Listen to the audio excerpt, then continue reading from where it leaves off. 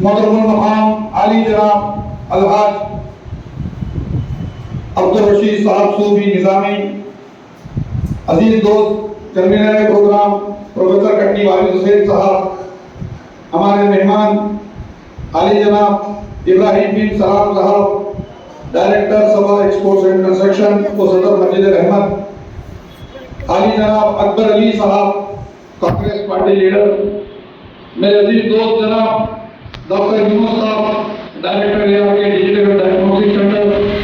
علی جناب قاضی عبدالنور صوفی صاحب ایڈوکیٹ صدر قاضی اراگڈا،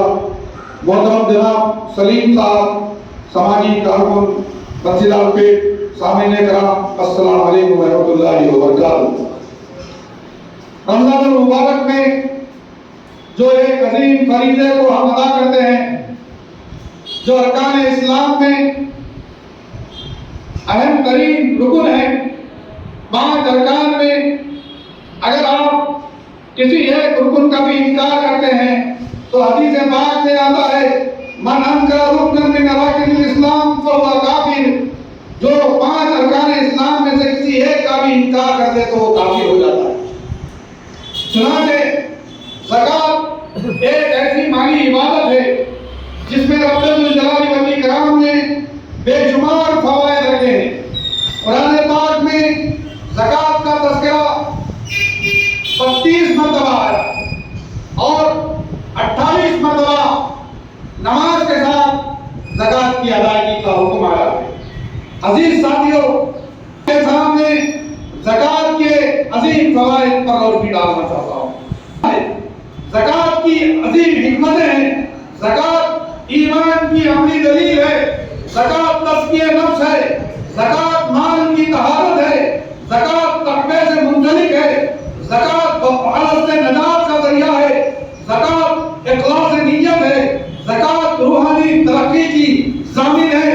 زکوٰۃ معاشی عدل ہے، زکوٰۃ غربت کا خاتمہ ہے، زکوٰۃ فلاحی معاشرے کا قیام ہے، زکوٰۃ خاندان کے اندر غربت کا خاتمہ ہے، زکوٰۃ رشتوں میں محبت کا ذریعہ ہے، زکوٰۃ معاشرے کے اندر غربت کا خاتمہ کرتا ہے، زکوٰۃ معاشرے میں عزت نفس کا تحفظ ہے، زکوٰۃ سے رزق میں برکت آتی ہے، زکوٰۃ سے غیر متوقع آسانیاں پیدا ہوتی ہیں، زکوٰۃ سے کاروبار میں استحکام ملتا ہے، زکوٰۃ ادا کرنے سے مال بڑھتا ہے، زکوٰۃ ادا کرنے سے عاجزی پیدا ہوتی ہے، زکوٰۃ اللہ پر بھروسے کو اعتماد کو مضبوط کرتی ہے۔ زکوٰۃ اسلام کا معاشی سکون ہے، معاشی سکون کے ساتھ ساتھ زکوٰۃ عبادت بھی ہے، زکوٰۃ معاشی انقلاب بھی ہے، زکوٰۃ روزگار کے مواقع بھی ہیں، زکوٰۃ سے ہنرمند معاشرہ بنتا ہے، زکوٰۃ سے چھوٹے کاروبار کی معاونت ہوتی ہے، زکوٰۃ سے آدمی خود کفیل بن جاتا ہے، زکوٰۃ جب زندہ ہوتی ہے تو غربت مردہ ہو جاتی ہے، زکوٰۃ مزادی سے خوددار بناتی ہے، زکوٰۃ امت کے اجتماعی ذمہ داری ہے اور زکوٰۃ سے برکتوں کا نزول ہوتا ہے۔ جب اس زکوٰۃ کو خلفائے راشدین نے، تبع تابعین نے منظم طریقے سے نافذ کیا تو تذکرے میں آتا ہے کہ لوگ زکوٰۃ لے کر پھرتے تھے، وہاں کوئی زکوٰۃ لینے والا نہیں ملتا۔ حضرت عمر بن عبدالعزیز کے زمانے میں لوگوں کو عملاً غریبوں کو ڈھونڈنے کے لیے نکلنا پڑتا تھا کہ اپنی زکوٰۃ انہیں ادا کریں۔ تو یہ زکوٰۃ اس قدر اہم ہے اور زکوٰۃ کی برکت یہ ہے کہ اس سے مال میں اضافہ ہوتا ہے، آفات سماوی و ارضی سے حفاظت ہوتی ہے، نسلوں میں خیر آتا ہے، رزق میں کشادگی ہوتی ہے، دل کو خوشی ہوتی ہے، زکوٰۃ گناہوں کا کفارہ ہے، قیامت کا سرمایہ ہے، حساب میں آسانی کا ذریعہ ہے، دل کی پاکیزگی ہے اور آخرت کی کامیابی۔ رب الجلال والاکرام نے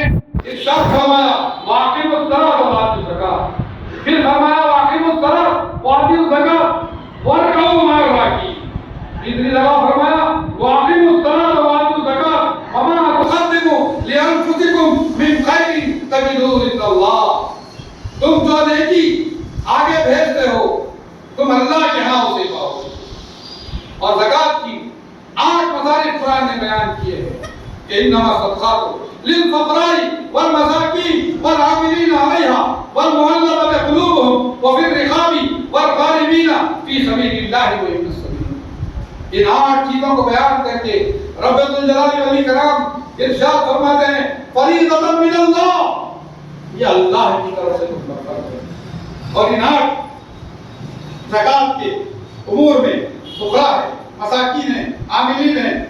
لوگوں کو مؤلفۃ قلوبہم، لوگوں کو اسلام سے قریب کرنے کے لیے کیا جا سکتا ہے، غلاموں کو آزاد کرانا ہے، جو لوگ قرض میں ڈوبے ہوئے ہیں ان کو قرض سے نکالنا ہے، جو محتاج ہے ان کی محتاجی کو دور کرنا ہے، اور پھر ابن سبیل کہ ایک ایسا مالدار آدمی جو اگرچہ کہ مالدار ہے لیکن سفر میں نکلا، اس کا سارے سفر پورا گم ہو گیا، اب اسے اپنی منزل تک پہنچنے کے لیے اگر مال نہیں ہے تو آپ اپنی زکات سے اس کو ٹکٹ دلا کر پرسکون طریقے سے اس کو گھما، اس امیر آدمی کو بھی اپنے مقام تک پہنچانے کے لیے زکات سے مدد کریں۔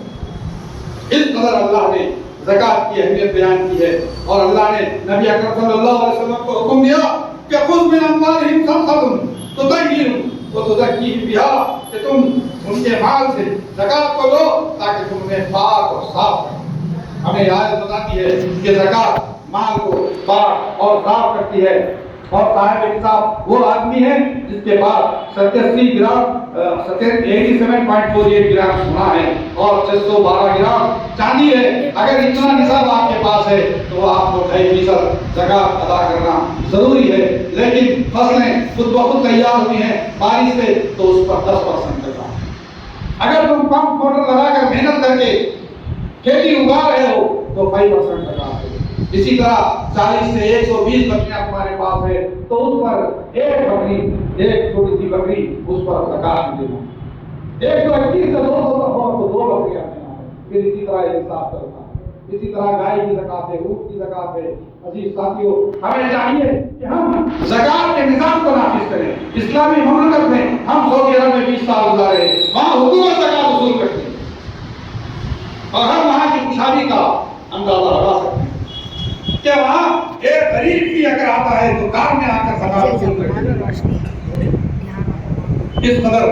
خیر، برکت، بھلائی اجتماعی نظام زکات سے ہوتی ہے۔ اور اگر ہم یہاں اگر کسی پر بھروسہ نہیں کرتے، دارالحرب میں ہم زندگی گزار رہے ہیں، تو ہم اپنے طور پر 2-4 آدمی مل کر کسی ایک کو اس قدر کھڑا کر سکتے ہیں کہ آئندہ سال وہ زکات دینے کے قابل ہو۔ اور یہ ممکن ہے، اس کے